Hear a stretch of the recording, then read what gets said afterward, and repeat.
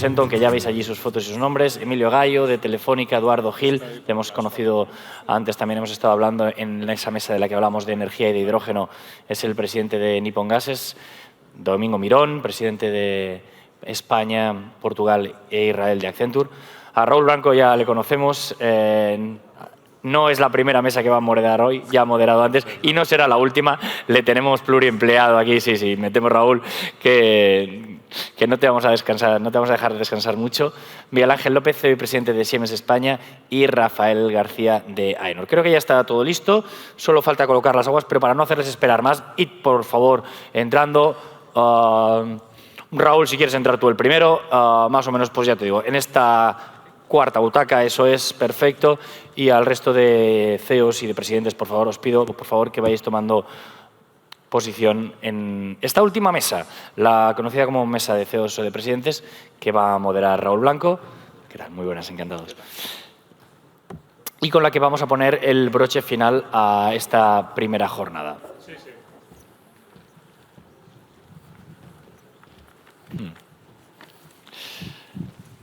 ¿Qué tal?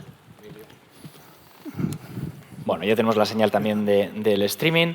Pues Raúl, todo tuyo. Empezabas tú la jornada, te encargas tú también de cerrarla. Con todos vosotros esta mesa que, insisto, es muy, muy especial. Tenemos a un elenco de invitados, a 5 invitados, que estoy convencido de que nos van a dar mucho. Adelante, Raúl, todo tuyo. Bueno, pues bona tarda, encantat d'estar aquí a València, al Congrés d'Indústria Connectada, segona taula que modero. Prometo que es la última del día y que vamos a ser muy breves. Vamos a intentar cumplir con el timing, que era hasta 7:15. Igual nos alargamos hasta 7:20, pero vamos a ser muy breves. En primer lugar, agradecer a las marcas impulsoras, que son el corazón de este congreso, de este quinto congreso ya, y algunas de las marcas impulsoras ya desde el inicio. Incorporamos a Nippon Gases este año y le damos la bienvenida. El resto, las otras 4 marcas impulsoras, y aquí Rafael, Emilio, Miguel Ángel, nos vemos casi cada año, Domingo desde Accenture, y por tanto, casi que esta mesa, que como ha dicho el presentador, pues es tradicional, vamos a dar seguimiento y actualización de la digitalización. Y sin más empezaría, vamos a intentar hacer 2 preguntas y una línea final, un mensaje final por parte de cada uno de los ponentes. Para mí es un placer estar aquí y creo que lo más importante es que os podamos escuchar, que nos deis vuestra visión y también vuestra actualización. No sé si hay alguien de los que nos sigue que ha estado en las 5 ediciones, pero desde que empezamos hace 5 años son muchas y variadas las cosas que han sucedido en la economía mundial, en el ámbito industrial, también a nivel de tendencia tecnológica y también a nivel geopolítico en los últimos, sobre todo en los últimos 2 años. Y por tanto, pues aquí poder conocer vuestras opiniones desde vuestras empresas, desde vuestra atalaya, en cierta manera, saber cómo estáis viendo, cómo estáis viviendo tanto vuestra realidad como la realidad de vuestros clientes y, por tanto, un buen termómetro de la actualidad. Empiezo con Emilio. La primera pregunta es un poco genérica, pero para situarnos dentro del ámbito de digitalización. Actualmente, y habiendo hecho esa evolución en los últimos años, esos 5 años ya de congresos, retos de la industria y cómo la digitalización está ayudando durante estos años a la industria en afrontar esos retos. Primero, muchas gracias por la invitación. Los retos de la industria no funciona bien. Los retos de la industria posiblemente se están hablando durante este congreso y es muy posible que a lo mejor no soy yo la persona más indicada para hablar en concreto de ellos. Pero sí es verdad que hay retos, si queréis, amplios en un país en el que evidentemente necesitamos avanzar en nuestra industrialización, un país en el que no solo necesitamos transformar, sino también crear industria, un país con un tejido empresarial de pymes pues enorme y que necesitamos que avancen en ese proceso.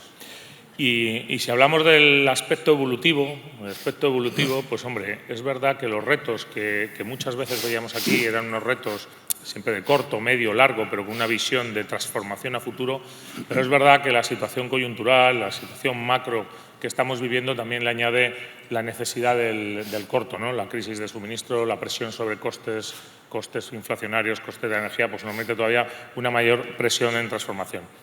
Y aquí es donde llega la digitalización, ¿no? No hay otra manera ya de transformarse, no se puede separar las dos palabras. Transformación digital es la única manera ya que existe de transformarse.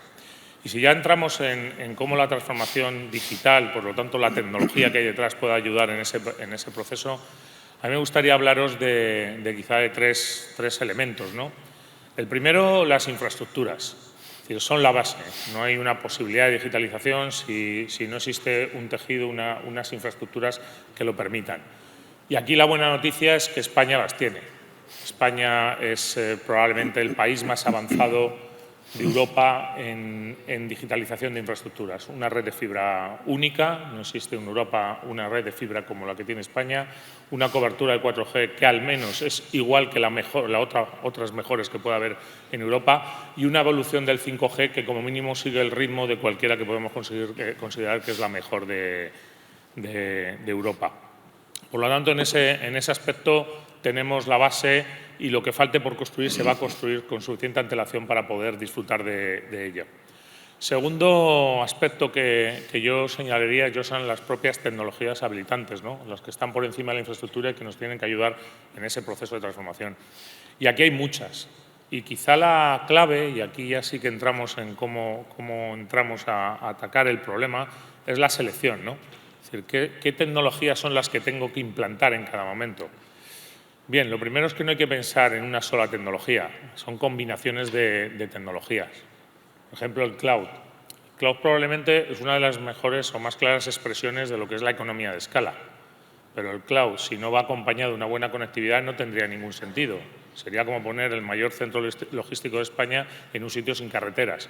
No tendría ningún sentido. O hablamos del IoT. El IoT que hace referencia a muchos sensores, muchos equipos y que al final significa permitir mucha precisión. Pero esa precisión sin inteligencia artificial no tendría tampoco ningún sentido. Hay otras tecnologías, de nuevo, que tendremos que seleccionar. Y aquí lo que hay que evaluar es cuál es el problema que quiero resolver. Cuál es el problema más acuciante en el corto, cuál es el que necesito resolver en el largo. Es un tema de costes, es un tema de flexibilidad de mis fábricas a futuro. Cualquiera que sea el problema es el que nos tiene que derivar cuál es la tecnología o el conjunto de tecnologías por los que tenemos que apostar. Y luego yo el tercer elemento que incluiría es la ciberseguridad. La digitalización y la ciberseguridad van unidas, son absolutamente inseparables. Hoy en día la digitalización lo que significa es abrir muchas ventanas, muchas opciones para que puedan entrar a nuestros sistemas de información. El riesgo, si queréis, aumenta exponencialmente. La mala noticia es que hay muchos malos, esta es la realidad. Muchos malos que cuando se ven desde donde nos atacan, pues la verdad es que no os sorprendería porque son de los países, o provienen de los países que probablemente estáis todos pensando. Es verdad que a veces es un poco más iniciativa pública y a veces es un poco más iniciativa privada, pero la realidad es que hay muchos ataques. Pensar que una infraestructura como la que tiene Telefónica España, que es ya sea porque directamente somos atacados o porque a través de nosotros se nos ataca, tiene más de 500 millones de algún intento de atacar de alguna manera, ya sea desde algo simple como robar las claves de un usuario o algo más complejo como introducir algún virus que pueda bloquear nuestros sistemas. Esas infraestructuras necesitan ser protegidas, necesitamos trabajar en la prevención, necesitamos trabajar en la vigilancia, necesitamos trabajar en el aprendizaje y necesitamos trabajar en abrirlo. Cuando tenemos un problema de ciberseguridad es fundamental compartirlo para evitar que ese riesgo se propague y aprender de todos cómo evitarlo. Y por último, ligado a la tecnología, aunque no en sí mismo la tecnología, algo que seguro que va a salir a lo largo de este rato continuamente, que es la necesidad de personas que entiendan la tecnología, talento digital. Creo que posiblemente es el mayor reto y no sé si decir el más difícil, pero luego sí complejo que tenemos que atacar. Hay necesidad de talento y tenemos que fomentar la posibilidad de que ese talento se desarrolle, ya sea entre políticas activas de formación, ya sea con facilidades en las formas de trabajo. Yo creo que esos son los elementos que desde la tecnología, desde la digitalización, pueden ayudar en la transformación de la industria. Gracias, Emilio. ¿Hola? Sí, ahora sí. Gracias, Emilio. Bueno, hemos hablado de infraestructura, de transformación digital, ciberseguridad y de esa base tecnológica. Refiriéndonos hablabas de la infraestructura de fibra y de la importancia que tiene en España, que es una de las mejores de Europa y del mundo, y lo demostró durante la pandemia. Ahora paso la palabra a Eduardo, presidente de Nippon Gases. Durante la pandemia, las empresas de gases industriales, la vuestra, Nippon Gases, vuestros colegas del sector, tuvisteis un papel absolutamente relevante que, vamos, os agradecemos y que además fuimos testigos y seguimos muy de cerca durante aquellos días para salvar vidas, desplegar oxígeno allí donde no había unos incrementos de demanda excepcionales en un tiempo absolutamente récord en muy pocos días. ¿Cuál fue para vosotros, agradeciéndoos, digamos, esa labor excepcional, qué utilidad tuvo para vosotros la digitalización en ese entorno durante esos meses de pandemia, durante esos momentos excepcionales? ¿Tuvo alguna conexión con vuestra posibilidad de incrementar servicio, de gestionar una situación tan extrema? Bueno, gracias otra vez por la invitación de estar aquí. Estoy encantado de estar rodeado aquí de los señores que o me facilitan la digitalización o me la pueden facilitar. O sea, que todos estos señores contribuyen a que Nippon Gases pueda ser más digital cada día y, en efecto, durante la pandemia pasamos de ser un sector más o menos desconocido. Los gases industriales son un sector relativamente pequeño, a recibir visitas a nuestras plantas en prime time. Nos visitaban los telediarios a las 3 de la tarde para ver nuestras fábricas, cosa que para nosotros era un mundo desconocido. Habíamos iniciado la digitalización años antes de la pandemia. Eso fue importantísimo porque eso nos permitió, cuando vinieron mal dadas, mandamos de un día para otro, en Europa somos más de 3.000 empleados, y mandamos de un día para otro a más de 1.000 a casa. Y las cosas siguieron funcionando. También la digitalización permitió que pudiéramos rápidamente pasar en algunas fábricas de oxígeno a trabajar en 3 turnos, cuando normalmente trabajar a 1 turno o a 2, y realmente se pasó a 3 turnos porque la demanda así lo que necesitaba. El programa de digitalización de nuestra empresa había empezado antes y decíamos, bueno, ¿para qué? Porque no se digitaliza en vacío. Fundamentalmente dijimos, vamos a digitalizar nuestra relación con clientes y proveedores, porque el objetivo de nuestra empresa es que cuando un cliente es nuestro, es que ni se le ocurra cambiar.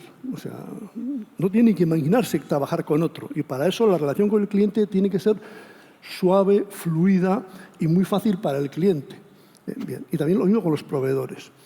Luego tenemos que mejorar nuestras operaciones, optimizarlas, porque el objetivo, que no hay que agradecernos, porque es el objetivo de nuestra empresa, en punto de vista de operaciones, es suministro ininterrumpido de productos de calidad a los clientes. E ininterrumpido significa ininterrumpido. Y cuando vienen mal dadas y hay que suministrar más oxígeno de lo normal, pues hay que ir a ese compromiso de suministro ininterrumpido. Y para eso las operaciones también tienen que ser muy ágiles.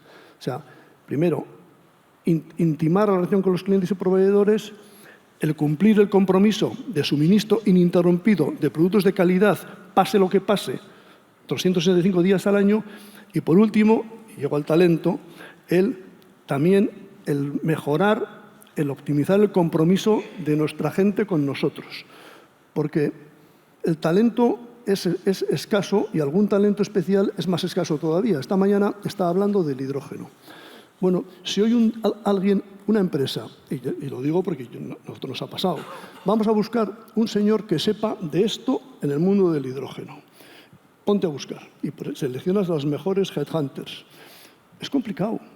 Los que saben de hidrógeno están súper amarrados por sus empresas, por el Repsol de turno, que los que saben de hidrógeno los tiene, vamos, como oro en paño, con unos programas de retención de empleados, o sea, que es muy difícil marchar porque saben lo que valen esos empleados.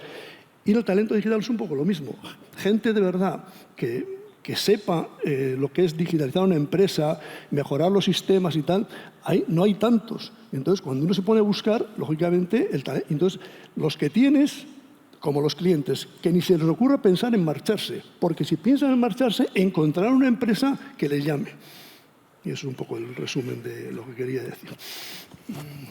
Gracias, Eduardo. Has abierto el tema de personas, que sin duda volverá a salir, y el tema de relación con clientes. Aquí, ahora, Domingo, vosotros, desde Accenture, desde el ámbito de la consultoría tecnológica, permíteme decirlo así, hablabais hace algunas ediciones atrás del Congreso del España X.0. Luego hay de la industria X.0. Luego le preguntaré a Miguel Ángel por la España 5.0, que aquí me he liado y he mezclado puntos ceros. Aquella industria X.0, ¿cómo la veis ahora? ¿Cómo veis la industria conectada en este momento? Siguiendo, Emilio ha presentado, digamos, la base tecnológica, la infraestructura. Eduardo, el uso incluso en momentos extremos y ya entrando en debate de personas. Vosotros, con vuestra relación continua con clientes, con vuestro conocimiento estratégico, tanto tecnológico como de la gestión empresarial, ¿cuál es vuestra visión de la industria conectada right now? Gracias, Raúl. Lo primero por permitirnos por quinto año estar aquí con vosotros, somos de los antiguos y tenemos cierta perspectiva, ¿no? Yo creo que hay que ser positivo. Nosotros lo vemos positivo, que es un optimista informado, ¿no? Como tú decías, estamos en contacto con los clientes de todas las industrias y tenemos una visión informada. Yo creo que hay datos que soportan tanto lo que ha dicho Emilio como lo que ha dicho Eduardo. Y a mí me gusta siempre intentar objetivizar, cuando vienen preguntas tan abiertas, poner algo de objetivización, ¿no? El índice DESI nos ayuda a medir y compararnos en Europa en términos de digitalización, por lo tanto, de avance en industria conectada, en industria inteligente. Los datos son buenos. Ha sido muy modesto, Emilio. Somos el cuarto en red de alta velocidad, pero somos el primero de los grandes. O sea, los otros tres por delante de nosotros son chiquititos, ¿no? O sea, Alemania, Francia, Italia están claramente por detrás. Somos el séptimo de 27 en términos de conectividad, que ya empieza a medir lo que decía un poco Emilio de cuánto utilizamos con eficiencia las redes de las que disponemos. Por tanto, ahí seguimos siendo optimistas. En nuestra opinión, y tenemos datos que lo soportan, decía Eduardo que han trabajado mucho en relación con el cliente y empleado. Si hay dos áreas donde se ha invertido en los últimos 5 años intensivamente en transformación digital, es en servicio a clientes y en sitio de trabajo, lo que llamamos workplace en el mundo corporativo, ¿no? En cómo hacemos que nuestro empleado, sea público o privado, tenga el mejor entorno tecnológico para trabajar y ser productivo para su compañía. Ahora bien, yo creo que hay algún otro dato también que nos lo proporciona el INE en la encuesta, que yo creo que va a cumplir casi 2 años. Habrá que ver qué pasa en 2022. Totalmente confirmado el enfoque de ciberseguridad, una mejora muy sustancial. El 95% de las empresas dicen que han hecho una inversión en protección en el último año y se pega una mejora importantísima. Veníamos del primer año de este congreso de un 35% y se ha pegado un salto fundamental. Ahora, baja adopción en cloud, solo el 19% dicen que han hecho inversiones relevantes para conectarse de manera eficiente su negocio basándose en cloud, y muy poquito en el entorno de IoT o de analítica de datos avanzada. Por tanto, ahí hay recorrido. Yo creo que el momento es ahora, como dice el lema, y tenemos una pequeña dificultad, y es que la coyuntura, el momento que vivimos ahora de dificultad, cadena de suministro, inflación, proyecciones de crecimiento económico bajas, hagan que la transformación, que siempre recoge la necesidad de una fuerte inversión, nos eche atrás y pare la inercia que llevamos. Pero yo creo que hay motivos para no desconfiar y hacer las inversiones en transformación ahora. Las tecnologías de las que estamos hablando para conseguir la industria conectada son maduras. O sea, nadie duda de las herramientas que los grandes proveedores dan en términos de conectividad, de infraestructura, de protección frente al cibercrimen, de sensorización y conexión de los sensores, por tanto, de Internet de las cosas, de analítica de datos avanzada. Yo creo que son tecnologías maduras que lo que tenemos que hacer es empezar a aplicarlas con mucha intensidad. Y respecto del futuro, quizá compañías como las nuestras somos un indicador avanzado de qué es lo que va a ocurrir, ¿no? Por nuestro lado, la inversión económica y en talento en industria, que ahora llamamos ya X para no ponerle el cero, es clarísimo. Hemos creado una unidad de negocio que pone junto la ingeniería, los procesos y los sistemas, la tecnología para servir a nuestros clientes. Hemos realizado inversiones muy fuertes en compra de compañías, Unloud, especializada en ingeniería de producto, que es una compañía a nivel mundial con fuerte presencia en España. Hemos comprado Arca, que tiene presencia en la Comunidad Valenciana, para dar soporte a lo que Emilio decía, que es cómo utilizar bien las redes inteligentes. Y, por tanto, nuestra apuesta es clarísima. Nos parece que el momento es ahora y que no hay que tener dudas porque la coyuntura sea volátil y con cierta incertidumbre, y que el que realice la inversión ahora y se transforme ahora será el ganador en el medio plazo. Bueno, pues gracias, Domingo. Creo que ese momento de la inversión tiene que ser ahora. Vamos a referirnos ahora con Miguel Ángel al ámbito industrial, pymes. Cuando se habla de transformación digital, en ocasiones, cuando hablamos de las pymes o de la industria, no solo de la gran industria, a veces se transmite el mensaje de que es muy complejo, de que puede ser incluso cara esa transformación, pero sin duda ese elemento que introducía ahora Domingo de la transformación tiene que ser ahora. Estamos hablando de tecnologías maduras y probadas, y esto puesto en relación, ya que lo he introducido antes, con la España 5.0, ¿no? que habíais, que vosotros, pues es vuestra línea, digamos, de definición del país. ¿Cómo lo situamos? ¿Cómo desde Siemens veis que se puede ayudar a ese ámbito industrial, pues quizás no tanto gran industria como las pymes industriales, y sobre todo en un entorno, como también introducía Domingo, pues que ahora es complejo, digamos, a nivel global, geopolítico, etcétera, pero que sigue siendo necesario ese ámbito de inversión? Pues muchas gracias por la pregunta. No sé si creo que me escucháis bien, ¿verdad? Es un honor estar otra vez con todos vosotros aquí, como todos los años, realmente un placer.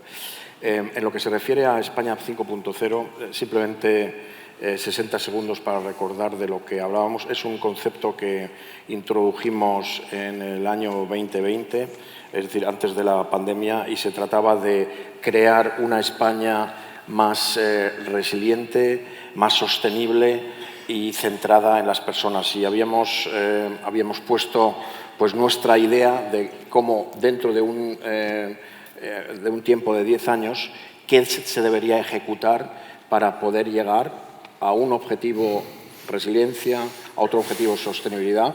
Resiliencia en el sentido de aumentar el peso de la industria sobre el PIB, y sostenibilidad en el sentido de reforzar pues todo lo que son las energías renovables, pero reduciendo el CO2. Entonces, estos han sido los objetivos, y nosotros lo hacíamos en dos vertientes: la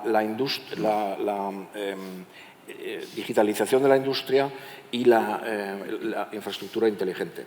Entonces, teníamos tres temas fundamentales que estaban por encima de todo, que era, pues obviamente, la ciberseguridad, era la formación y eran nuevos modelos de negocio. Y ahora bien, entonces, ¿dónde estamos comparado con lo que en el 2020 habíamos ideado con el objetivo 2030 estar a un 20% del peso industrial sobre el PIB? Pues la verdad es que ahora es un poco prematuro, porque 20 y 21 no son años muy representativos para para decir cómo avanzamos. Veremos los datos del 2022, pero yo te diría que aunque yo veo, y nosotros todos vemos, muchísimos proyectos de digitalización, muchísimos proyectos de sostenibilidad, yo creo que no hemos alcanzado lo que deberíamos haber alcanzado en los últimos años, también posiblemente debido a la pandemia. Dicho esto, pues con los PERTEs que estamos ayudando todos conjuntamente de hacerlos realidad, y vosotros sois unos motores increíbles de ello, pues con estos PERTEs habrá que ir pues de alguna forma recuperando en los siguientes 2 o 3 años lo que hemos perdido en el año 20 y 21. No os quiero aburrir con datos, pero simplemente un dato, porque Emilio, tú estabas hablando de la ciberseguridad. En el año 2030 vamos a necesitar en el país 200.000 expertos en ciberseguridad. No hace falta que os cuente los que tenemos hoy, porque, a ver, dicho un poco en broma, los conocemos todos personalmente, ¿de acuerdo? Entonces, hay una necesidad gigantesca de tener una educación cibersegura, en este sentido, y también por eso nosotros hemos abogado por ir con la Universidad de Vigo haciendo un máster de ciberseguridad. Pero esto solo es ni siquiera un granito de arena. Yo creo que para poder cubrir estos niveles de necesidad en el 2030 hay que hacer muchísimo más. Y por eso yo te diría, ¿cómo estamos? Pues hemos ido avanzando en muchísimas áreas, por ejemplo, data centers, hemos avanzado. ¿Por qué han venido los data centers a España? Pues muy fácil, porque la decisión sabia hace muchos años de instalar renovables y tener un nivel muy alto de renovables, pues ahora los grandes consumidores de energía van a los países donde hay mucha energía renovable porque quieren reducir o no tener huella de carbono. Genial. ¿Dónde tenemos unos déficits pues, muy importantes? Pues en todo lo que es consumo de CO2, porque sabemos, nos olvidamos muchas veces, pero sabemos que el 40% del CO2 lo generan edificios. Con lo cual, ahí llevamos retraso en encontrar las medidas adecuadas para poder descarbonizar los edificios. Obviamente, en la industria vamos más adelantados, pero en lo que es las casas particulares privadas vamos un poco retrasados. Con lo cual, el tema que habías anunciado en tu pregunta, pymes y digitalización, ahí es donde entra para mí los nuevos modelos de negocio. Las pymes no pueden afrontar las inversiones necesarias, sea CAPEX o sea OPEX, que se necesita para convertirse en una empresa moderna a nivel de digitalización. ¿Nuevo modelo de negocio? Pues va a ser as a service, va a ser a través de las ayudas que se proporcionan por el PERTE, y ahí pues yo creo que tenemos un potencial enorme en los siguientes años para hacer esto una realidad. Pero PYME, comparado con gran empresa, yo creo que se ha quedado atrás en los últimos 2 años. Bueno, pues ahí hay mucho trabajo que hacer. Me vais a permitir que haga un paréntesis y salude especialmente al viceministro de Desarrollo Industrial del Gobierno de República Dominicana, que nos acompaña. El país invitado es Argentina, pero la presencia internacional es amplia en el Congreso, y con República Dominicana trabajamos habitualmente en ámbitos como la digitalización de las pymes, de las MIPYMES, y en ámbito de colaboración también tenemos un MOU de colaboración en el ámbito de Industria 4.0, lo cual, Fantino, un saludo cordial, y colaboramos habitualmente en el marco de la EOI, de la Escuela de Organización Industrial, que es parte de aquí, de saludo al equipo de EOI, aparte del equipo de Ministerio que hace posible este congreso. Pues en el marco de la EOI aportamos nuestro grano de arena en ese ámbito de formación de personas, en ciberseguridad, en blockchain, en big data, en hidrógeno también. Somos de los primeros en tener un máster en el ámbito de hidrógeno, o incluso en minería y materias primas desde EOI en Sevilla, con lo cual intentamos ser, como Escuela de Negocios de Cana, punta de lanza e ir abriendo mercado en ámbitos donde después ya llegan resto de instituciones, ¿no? Ha salido el ámbito de sostenibilidad, Rafael. Absolutamente necesario porque estamos viendo 7 de noviembre, nos estamos friendo aquí. Yo no sé si estamos con el aire acondicionado a 19 o la calefacción a 27, pero llevamos ya un rato aquí. También la brevedad también va a ser para no sufrir aquí una lipotimia con los focos, o sea que vamos a ser rápidos, pero sostenibilidad, absolutamente necesario. Ahora se está celebrando hoy empieza la COP27 en Egipto, todos los ámbitos de cambio climático de absoluta actualidad, evidentemente. Vosotros, expertos en un rango amplio, desde certificación del bienestar animal, digamos, en muchos ámbitos agroalimentarios ya como pioneros, y a otros ámbitos no solo industriales, sino incluso la construcción, esa certificación vinculada a edificios, materiales, energías, y que tenemos pendiente celebrar una jornada en las próximas semanas. ¿Cómo lo veis, ese vínculo entre sostenibilidad y digitalización? Bueno, gracias Raúl por traernos de nuevo aquí. Yo siempre veo la mirada de AENOR siempre es lo que nos pedís los clientes que verifiquemos. Y esas son las prioridades que la sociedad está teniendo en cada momento. La sostenibilidad en estos momentos claramente es una prioridad. Déjame hacer un paréntesis hablar primero de sostenibilidad e industria. Y yo creo que todos los que estamos aquí sentimos cómo la sociedad está poniendo la implantación de la sostenibilidad en manos de la industria y de los empresarios y de los que estamos en el mundo de la empresa. De hecho, algunas encuestas que manejamos lo que dicen es que 2/3 de la sociedad están diciendo que los que estamos más capacitados para poder implantar los conceptos de sostenibilidad somos los empresarios, somos las empresas, porque tenemos las habilidades y las capacidades. Y, de hecho, la Administración Pública también nos dais esa responsabilidad. Y yo creo que nos estáis poniendo mucho en el peso del industrial. Y, dicho eso, bueno, pues aceptamos ese reto como industrias y como empresas, y yo me considero también una empresa que tiene ese reto. Pero voy a hacerme eco de un artículo que tú escribiste hace un año, si no recuerdo mal, que se titulaba El fin de la inocencia europea. Y precisamente voy a hacerme eco en relación con esta industria. La industria tiene en sus espaldas el bajar a tierra los valores que están implícitos en la sostenibilidad, y resulta que la industria europea es la que más esfuerzos está haciendo.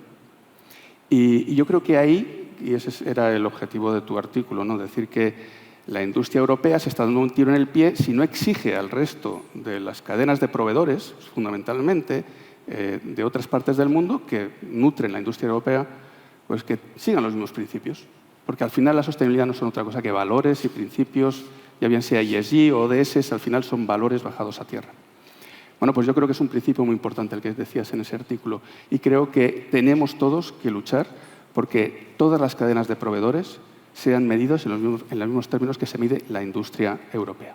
Yo también por eso, como veo que las industrias de determinada parte del mundo, que todos podemos ver, a lo mejor no están siguiendo con estos valores, también podemos ver a otros que están más cercanos en estos valores, que es Latinoamérica. Los tenemos aquí presentes, y creo que son partes geográficas del mundo con las que compartimos muchos valores y que podemos también hacer que sea nuestro near shore o nuestra parte de cadena de proveedores que venga también de esa parte del mundo. Dicho esto, dejadme que aquí ponga un ejemplo, que es el que has dicho, el edificio sostenible. Miguel Ángel, tú lo has comentado también. La importancia de los edificios como elemento bajado a tierra de la sostenibilidad. Una sostenibilidad que tiene que ser holística, 360. Acabamos de sacar precisamente con la industria de los materiales de construcción el hecho de que se valore en los edificios no solo el desempeño de que utilicen eficientemente la energía, sino que también los materiales con los que se han construido los edificios, porque si tú el edificio lo pones porque tenga unas placas solares y es más eficiente energéticamente, pero ¿y cómo se han construido esas placas solares? ¿Se están respetando los valores que están implícitos? Y no solo los valores medioambientales, los valores sociales y los valores de la gobernanza pulcra de las organizaciones.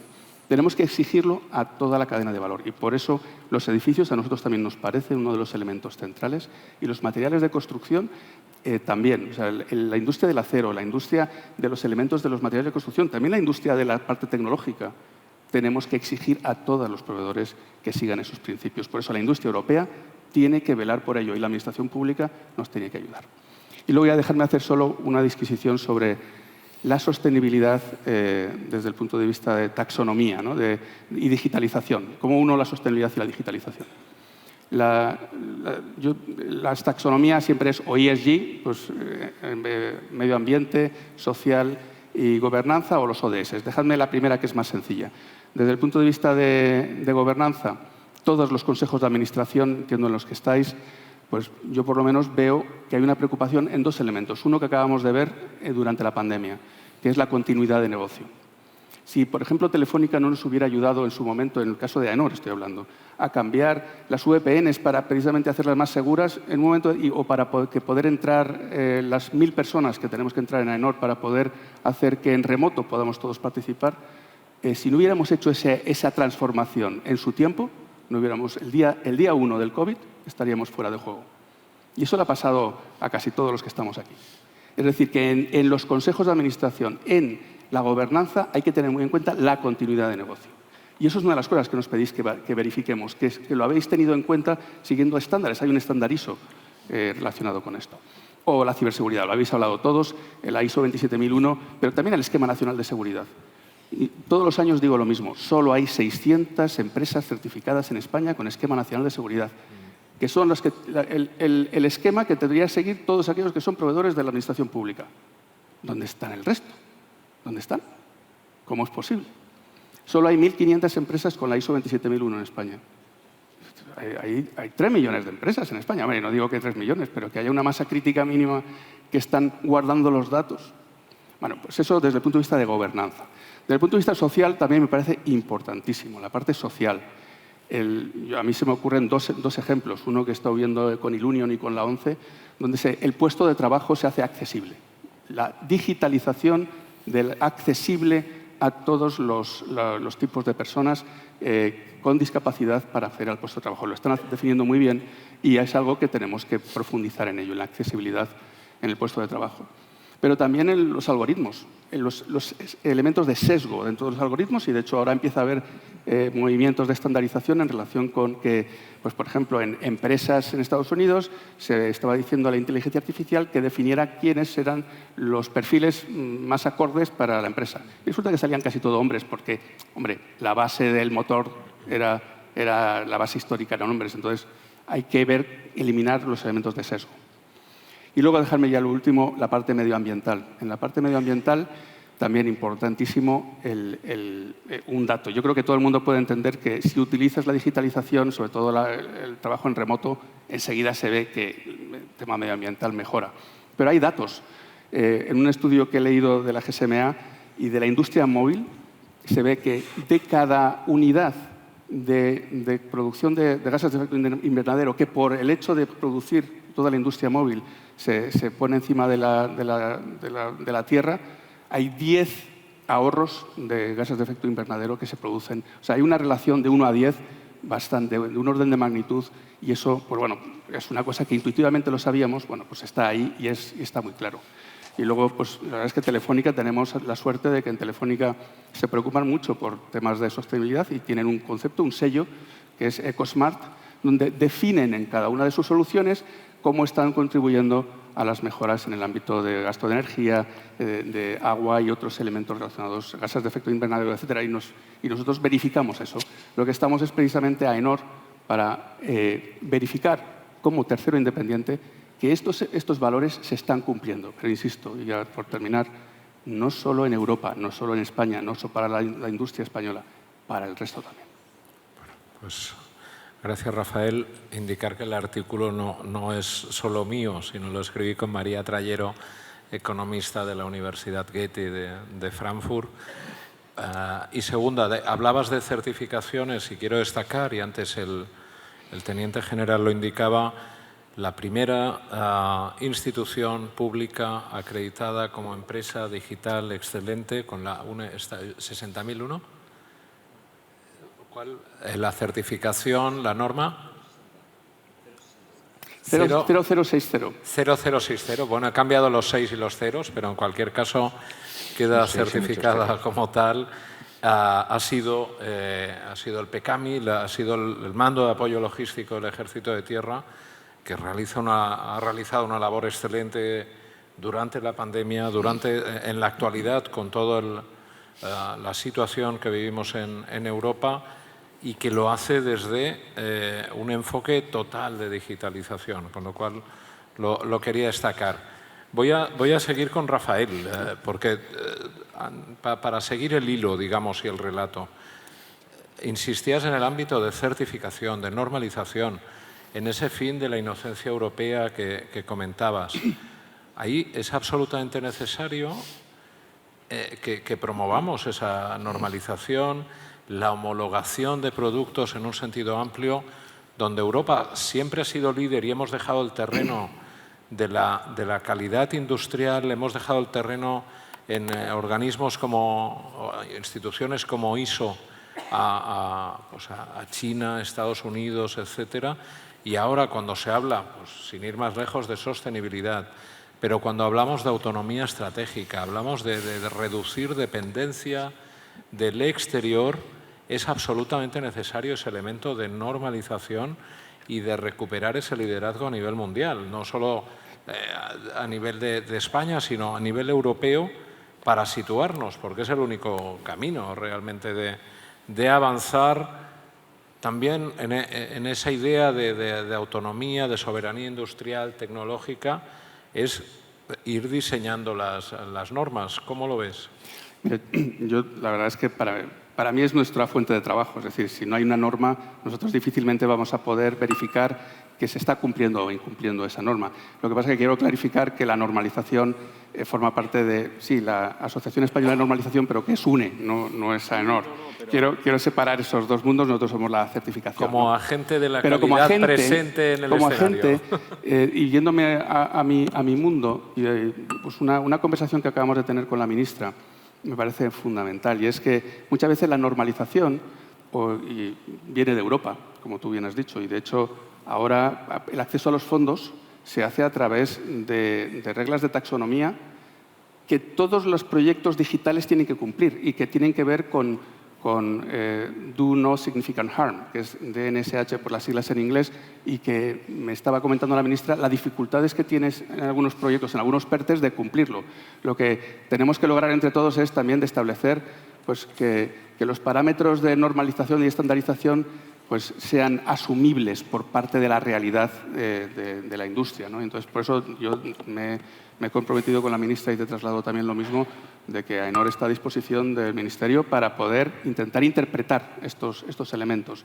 Y que es fundamental, pues eso, bajar a tierra para poder acceder a los PERTE, a los proyectos europeos, eso, el Do No Significant Harm, o el hecho de que los PERTEs tienen que ser I+D+I, tienen que tener una certificación I+D+I. Es necesaria esa contribución. Nosotros en AENOR también hemos definido como una especie de seguro que nos han pedido algunas organizaciones, de que el proyecto cumple los requisitos europeos y españoles para decir que es digital. Pero fíjate que es una concepción una conceptualización de que AENOR se moja y dice: este proyecto es digital, y además utilizamos como base la 0060 que has dicho tú, que es desde donde se establece esa conceptualización de cuando algo es digitalmente productivo. Y luego también estamos trabajando de una manera muy clara con el kit digital, porque nos parece que es un modelo muy bueno el de agente digitalizador, ese tener agentes en el mercado, y nosotros estamos trabajando también con vuestro Ministerio de Economía, en este caso la parte de Economía de la Secretaría de Estado de Digitalización, para intentar definir junto con UNE el sello de PYME digital, para ver una cosa, y es que una vez los fondos han venido y se han creado conceptos nuevos a través del kit digital, que permanezcan en el tiempo. Vamos a verificar que esas pymes están interiorizando esos conceptos. Eso, o sea, está la estandarización, pero luego está, en nuestro caso, el rol de la certificación, que ve cómo esa estandarización deja huella en la economía española. Perfecto. Gracias, Rafael. Siguiendo con el hilo de sostenibilidad, Miguel Ángel, momento de coyuntura energética actual, vosotros, como gran corporación que sois, aquí estáis presente por Digital Industries, pero conocéis muy bien también el ámbito de energía. ¿Cómo afrontar, cuál es tu visión del escenario de sostenibilidad, la relación con la industria y cómo afrontarlo? ¿Qué le podemos transmitir a las empresas de cómo dar ese salto hacia ese escenario sostenible, hacia esos proyectos que indicaba Rafael? Pues en principio tú has dado un ejemplo muy bueno de cómo tener una estrategia 360 grados de cara al tema de la huella de carbono, que nosotros somos los responsables, o las diferentes entidades o empresas son responsables. Entonces, lo que nosotros hemos desarrollado para poder ofrecérselo a los clientes, pues es obviamente una forma de descarbonización, las diferentes etapas de la descarbonización, y esto, pues tengo que decir que tiene muchísimo éxito, porque obviamente todo el mundo está intentando reducir la factura energética y para ser competitivos pues hay que darle mucho enfoque a este tema. Este proceso de descarbonización pues tiene que ver muchísimo con el edificio, pero también tiene que ver mucho con los aparatos dentro del edificio. Es decir, no solo es comprar energías renovables, sino también ver que reducimos el consumo. Y reducir el consumo pues tiene que ver en muchas ocasiones con inversiones, porque tenemos que sustituir aparatos antiguos por aparatos pues mucho más eficientes y nuevos. Y esto pues es lo que estamos intentando acelerar, y por ello pues no solo en el ámbito de sostenibilidad, pero en general para esos dos temas, industria digital y la sostenibilidad, pues hemos lanzado, que en España lo vamos a lanzar el año que viene, a principios del año que viene, el concepto, la plataforma de Accelerator, y una parte del Accelerator es el concepto del metaverso industrial. Y obviamente pues están también todos los otros elementos que tienen que ver con la descarbonización, con un elemento muy fuerte que se llama Building X dentro del Accelerator. Este concepto de Accelerator se va a basar también es un ecosistema, también en una colaboración muy fuerte, porque somos conscientes de que tanto la transformación digital como toda la transformación en dirección a la sostenibilidad no lo vamos a poder hacer nosotros solos, sino vamos a tener, y tú antes lo comentabas, vamos a tener que incluir proveedores, clientes, partners, instituciones. Domingo, antes Miguel Ángel explicaba el tema de las pymes, el cierto decalaje, dificultad para asumir estos grandes proyectos. Ahora situaba pues claramente esas inversiones, esos aceleradores. ¿Cómo ayudáis vosotros a vuestros clientes, digamos, entendiendo cómo podéis ayudar a la industria a introducirse en todos esos proyectos que se están comentando?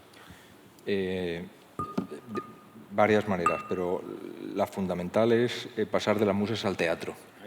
Yo creo que, siguiendo con la idea de que las tecnologías están maduras, los facilitadores están ahí, yo creo que el gran reto es el de la escala, por un lado, o sea, pasar de las pruebas pilotos, de las pruebas de concepto, a de verdad escalarlo en el corazón, en el núcleo de los procesos industriales de nuestros clientes. Y el segundo es el de la extensión, y aquí tocamos las pymes. Me parece muy acertada el punto de Rafael respecto de que tenemos que hacer una digitalización sostenible desde el principio hasta el fin de la cadena de suministro, o sea, desde la cadena de suministro a las posventas de nuestros clientes. Yo creo que ahí está el reto. Lo hemos hecho muy bien, como decía antes, en el entorno de gestión de clientes y servir bien a los clientes con el empleado, pero yo creo que el momento es ahora en el núcleo de las operaciones y de la cadena de suministro.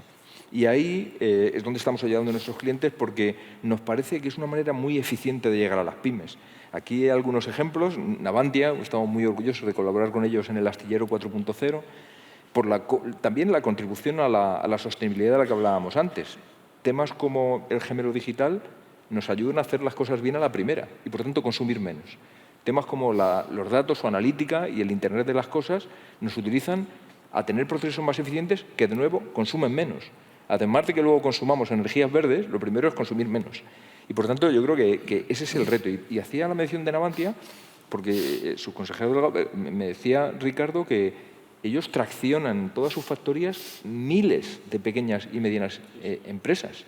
Si sumas toda la cadena de valor de todas las grandes empresas españolas que más o menos dan empleo a 1,5 millones de empleados, llegaríamos a los millones o a muchos millones de empleados de pequeñas o microcompañías, ¿no? Por lo tanto, a mí me parece que esa ayuda que nosotros desde Accenture prestamos a la digitalización sostenible del núcleo de los procesos industriales, además tiene un efecto muy positivo como agente del cambio en las pymes. Y esa es nuestra apuesta y nuestra modesta contribución. Para nosotros, una gran compañía como nosotros, que es B2B, nos cuesta llegar a la pyme, pero tenemos modo de hacerlo. Yo creo que grandes compañías y agentes digitalizadores como Telefónica lo han conseguido.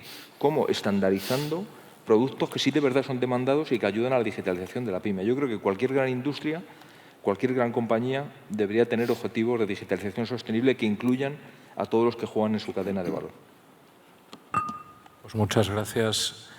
Eduardo, estamos hablando de sostenibilidad ligada a energía. Esta mañana compartíamos mesa con Josué Nímaz y con Antoni Jardén comentando hidrógeno, papel que juega la digitalización en esos retos a los que nos enfrentamos de futuro y especialmente vuestra visión desde Nippon Gases. Bueno, un papel central.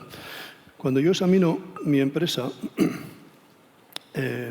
los costes principales que tenemos son energía eléctrica, distribución y personas. Distribución porque movemos 1000 camiones por toda Europa. Energía eléctrica porque consumimos varios teravatios hora al año. Y personas, pues porque la gente, sobre todo si es talentosa, pues no es barata. Y entonces, para reducir el coste de distribución, que antes era el primero y ahora con la que está cayendo en energía es el segundo, lógicamente, lo que tenemos que hacer es, si tenemos que llegar a 200.000 clientes con 1000 camiones, pues hay infinitas soluciones. Y entonces, una buena analítica de datos y unos buenos herramientas de software en el tema de rutas, pues realmente son la manera de reducir el kilometraje.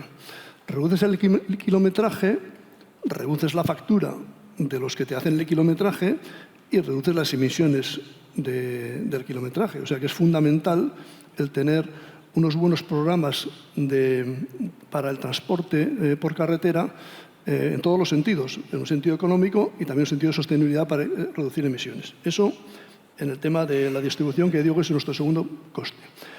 En la energía eléctrica, ya digo, cuando uno consume unos cuantos teravatios hora, si reduce un 1%, son bastantes gigavatios hora que reduce. Y hay cosas que son relativamente fáciles de examinar. Por ejemplo, un compresor de los señores de Siemens que consume 30 megavatios. Bueno, es muy grande, consume 30 megavatios, que multiplicado por las horas del año son muchísimos megavatios hora. Y cuando hay un momento en que ya no es tan eficiente como lo era, porque ya tiene unos cuantos años. Y entonces seguro que es una buena inversión el coger el modelo nuevo de hoy, que es mucho más eficiente, aunque el otro era muy bueno. Pero era muy bueno, pero ya han pasado unos años y es una inversión relativamente fácil de decidir. Pero hay un montón de pequeñas maquinitas por todas partes que son como medio invisibles. Y ahí también una buena analítica de datos te permite identificar todos esos sitios donde se te escapan, en vez de megavatios hora, se te escapan kilovatios hora, que sumando muchas de esas maquinitas pequeñas en muchas horas del año también es un ahorro importante. O sea, y Y, lógicamente, ahorras en energía eléctrica, ahorras en el coste y ahorras en las emisiones digamos, de segundo orden, que son las que produce el que te suministra la energía eléctrica. O sea, que realmente, en todos los sentidos, la analítica de datos que viene consigo con la digitalización te permite atacar los problemas que puedes tener en la empresa en cuanto a costes y en cuanto a mejora de la sostenibilidad. Muchas gracias, Eduardo. Emilio, hablamos de datos continuamente. Te voy a hacer una pregunta que creo que es la única que hemos mantenido los 5 congresos, y es el papel del 5G. Con lo cual podemos hacer trazabilidad de datos. Hablábamos del 5G, pues mi antecesora Begoña te lo preguntaba en la primera edición, yo ya me incorporé en la segunda y te lo pregunté, lo hemos ido preguntando en sucesivas ediciones y, por tanto, ahí también respecto a otros elementos que ahora comentamos, como el hidrógeno, etcétera, donde iremos viendo realidades, aquí ya vemos realidades. Por tanto, danos tu visión de cómo conecta el 5G con todo el ámbito de digitalización, de datos que estamos hablando. Y el momento actual, para hacer esa trazabilidad de los últimos años. No, tienes razón. De hecho, cuando pensaba en la respuesta, claro, yo me acordaba que empezamos juntos, de hecho, porque yo tampoco estuve en el primero. Ahí yo estuve a mi antecesor el que estuvo en el primero, así que empecé pues contigo al más en el veterano, segundo. Rafael, ¿tú estuviste en el primero? Yo soy el más el primero, yo creo que estuvimos los dos. Sí, no, ¿Sí? pero en el primero... No. O el primero estuvo no, es que estuvo Luis Miguel. Vallete, ¿no? José María. José María, Sí. estuvo José María. Pues entonces yo soy Rafael es el el más decano. longevo, es verdad. Es el Estaba decano representado del por congreso. Soy el decano. Emilio, adelante. Muy bien. Oye, no, comentaba que es verdad, que ha sido una pregunta constante y la verdad es que todas las anteriores que íbamos respondiendo era una visión de futuro, ¿no?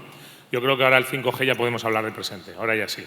Y eso ha ocurrido porque se han dado diferentes circunstancias. Lo primero, y quizá lo más importante, es que se ha desarrollado definitivamente el estándar tecnológico, la definición de cómo es exactamente el 5G.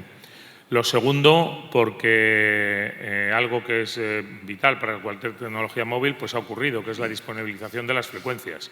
Primero en su momento 3500, recientemente 700 y ahora la última que falta, las bandas milimétricas. Son pues el aire que necesitamos para respirar en el mundo de la movilidad. También es verdad que todo esto por en medio, pues hemos tenido un COVID, ahora tenemos una guerra y ha supuesto algún retraso en el suministro. También, evidentemente, a nuestro sector le ha afectado la falta de suministros de semiconductores y hemos vivido cierto retraso. Cuando digo que ya está, quiero decir que este año 2022 ya se están haciendo los despliegues de lo que podríamos decir el 5G completo. Ha habido un 5G que se lanzó el año pasado, eran los early step, nos permitía mejorar lo que había, pero no llegaba a dar todas las prestaciones que quizá buscamos o buscaremos en el 5G.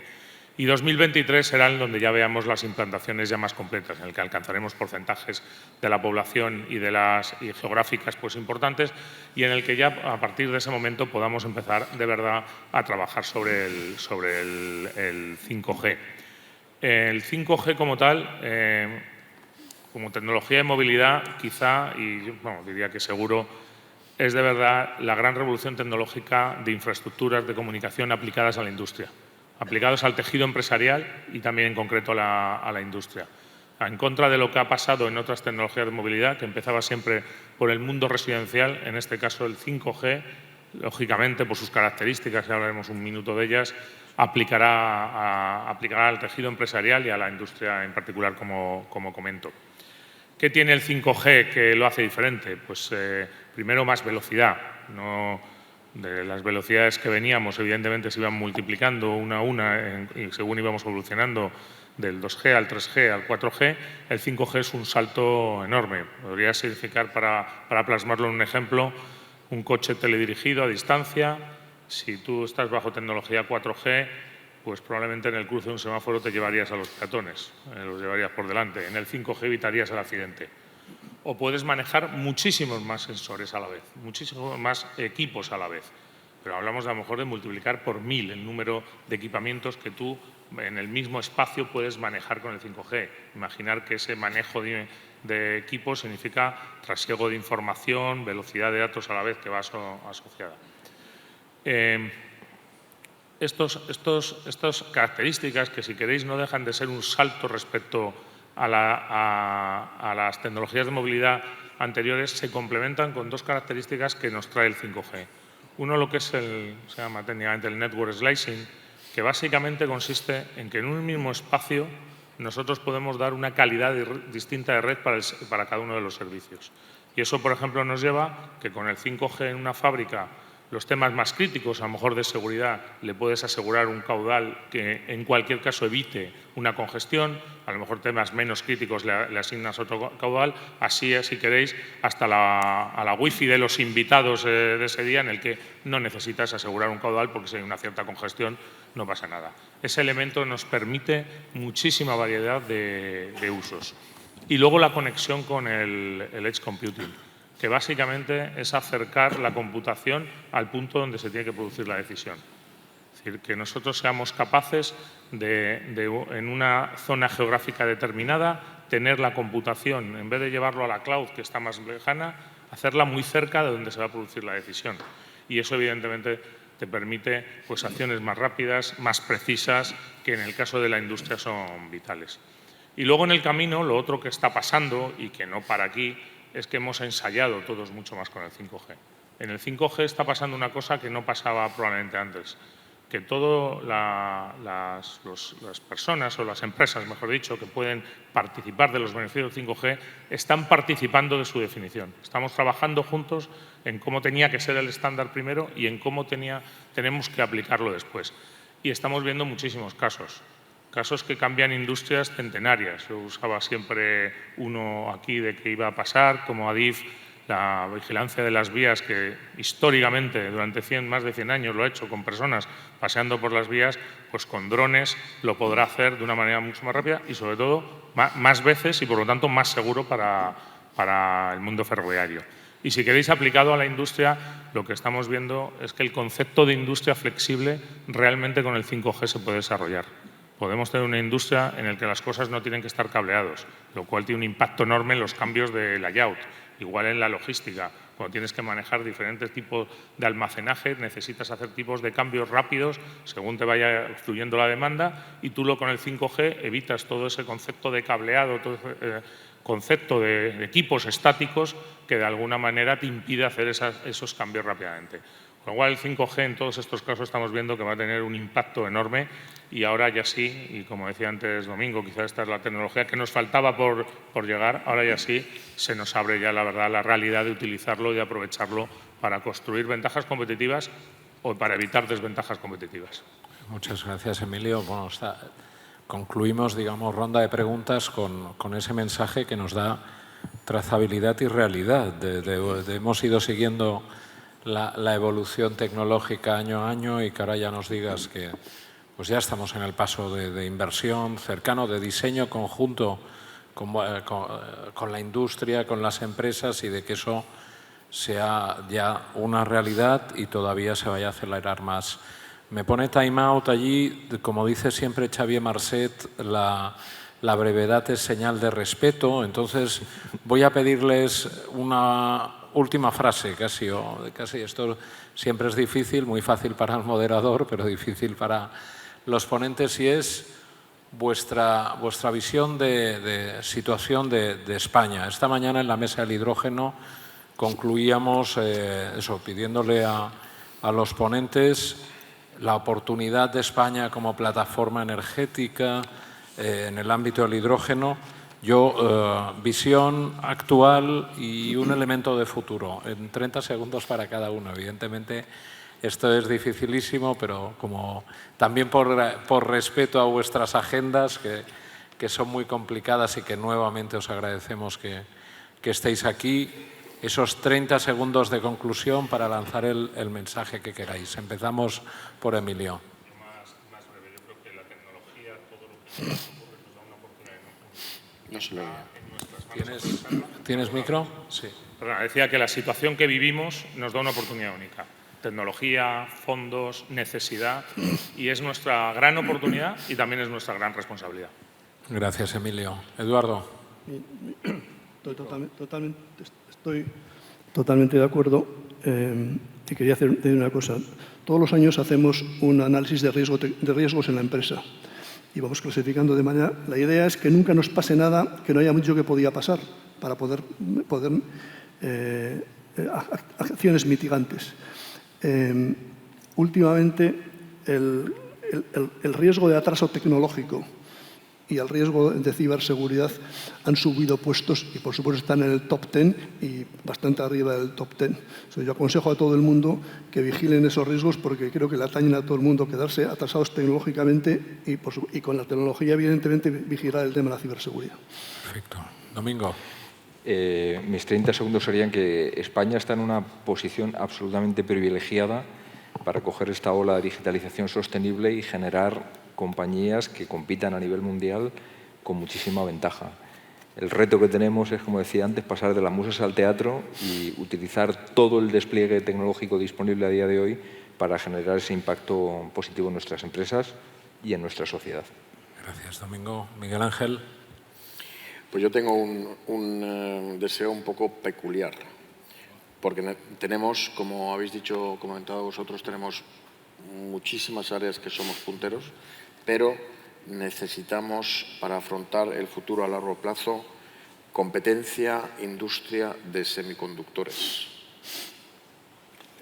Competencia e industria de semiconductores, reducir la dependencia de Asia, reducir la dependencia de Estados Unidos para ser autónomos en la tecnología de semiconductores. Eso para mí, porque el tema de la energía está bastante, hay que seguir trabajando, pero está bien, el 5G está bien, hay otras áreas que vamos en la dirección correcta, pero necesitamos todo lo que es computing power y semiconductores. Es necesario tener aquí, ya lo dicho, industria, conocimiento para el futuro. Perfecto.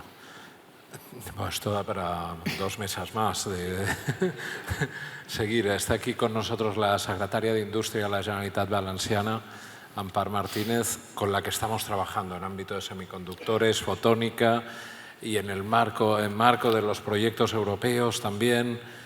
Sin duda esto mañana, que hay jornadas de clúster, se va a tratar. Por la tarde hay una jornada con la Secretaria de Estado de Comercio y representantes de la Comisión Europea, con lo cual va a salir porque se centra en el ámbito de autonomía estratégica, pero tomamos buena nota del tema. Rafael, te toca cerrar. Mi deseo te implica a ti, y es que logres influir en Europa, con la presidencia española de la Comisión Europea, lo que comentaste en ese artículo, que lo logres implantar y que logres que Europa también pida a todas las cadenas de proveedores y que también lo utilices como un vehículo para unirnos a Latinoamérica, que yo creo que es una unión natural para España y que nos da una ventaja competitiva también a nosotros. Perfecto. Pues gracias, Rafael. Te aseguro que insistimos en ello en cada Consejo de Competitividad y que la presidencia europea, la presidencia española de la Unión Europea del segundo semestre del